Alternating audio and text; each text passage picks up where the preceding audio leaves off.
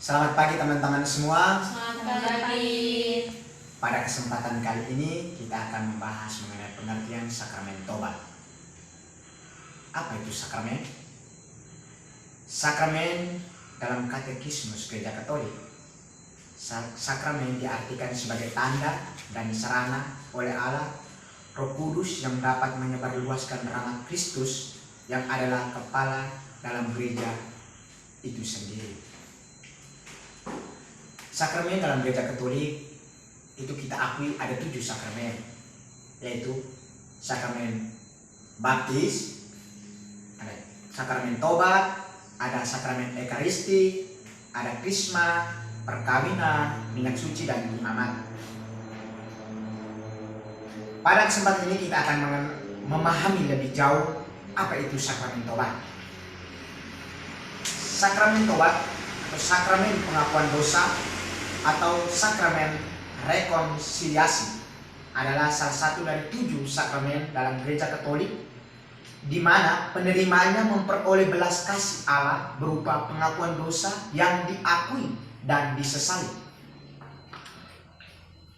Ada beberapa fungsi dalam sakramen tobat itu, yaitu antara lain pembebasan dari hukuman kekal atau siksaan dosa abadi, ada perdamaian dengan Allah itu sendiri dan gereja itu,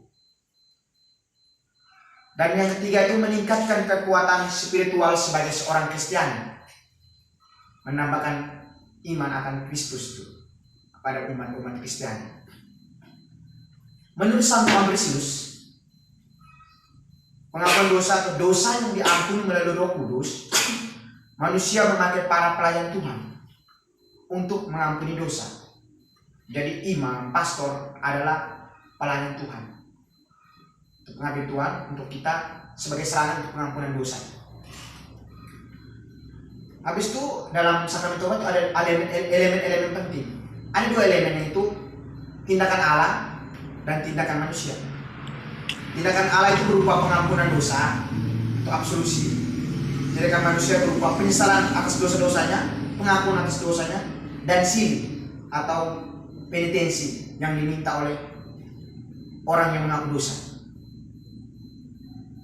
Oke, sekian penjelasan dari saya. Selanjutnya saya akan berikan kepada saudari Niki.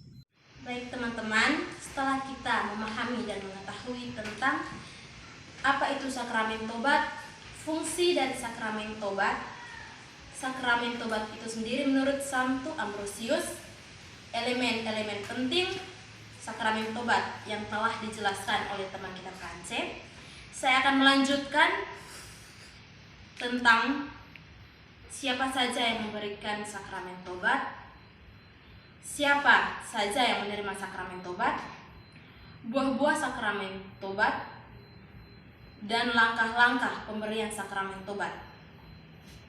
Yang pertama, kita akan mengetahui siapa yang memberikan sakramen tobat. Pelaksanaan pelayanan pengampunan dosa dipercayakan Kristus kepada para pelayan apostolik, yaitu imam atau orang yang telah diurapi. Di sini kita bisa memahami bahwa hanya orang yang diurapi, imam, pastor, pater, diakon, hanya mereka saja yang bisa memberikan sakramen tobat, walaupun itu dalam keadaan yang mendesak. Yang kedua, siapa saja yang menerima sakramen tobat. Sakramen tobat ini diterima oleh umat Kristen secara pribadi. Walaupun secara pribadi kita lihat bahwa umat sekarang ini merasa sakramen tobat ini sangat tidak penting. Jadi mereka hanya datang sesuka hati mereka, hanya tergantung dari mereka, walaupun itu sakramen tobat itu merupakan sakramen yang sangat penting bagi mereka. Jadi hanya sedikit umat yang melakukan sakramen tobat hanya sedikit umat yang melakukan penitensi terhadap silih dosa mereka. Yang ketiga, buah-buah dari sakramen tobat. Sakramen tobat dipahami sebagai sakramen pengampunan atas dosa.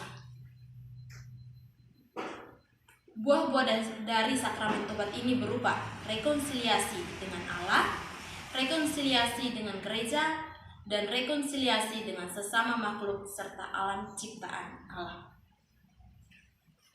Yang keempat,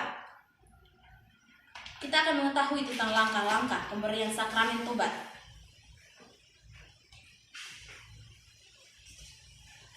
Ada beberapa langkah atau tata cara penerimaan sakramen tobat. Yang pertama, kita memasuki bilik pengakuan dosa. Kedua, berlutut. Ketiga, kita menerima berkat pengantar. Yang keempat, membuat tanda salib sebagai pembukaan pertobatan. Yang kelima, kita menyampaikan dosa yang telah kita lakukan. Yang keenam, pemberian penitensi atau silih dosa dan doa tobat. Dan yang terakhir, pelaksanaan penitensi. Yang terakhir, doa-doa yang bisa kita pakai dalam penitensi sakramen tobat, seperti doa tobat dan saya mengaku merupakan doa-doa yang wajib kita pakai dalam penitensi sakramen tobat. Sekian dari kami tentang sakramen tobat. Terima kasih.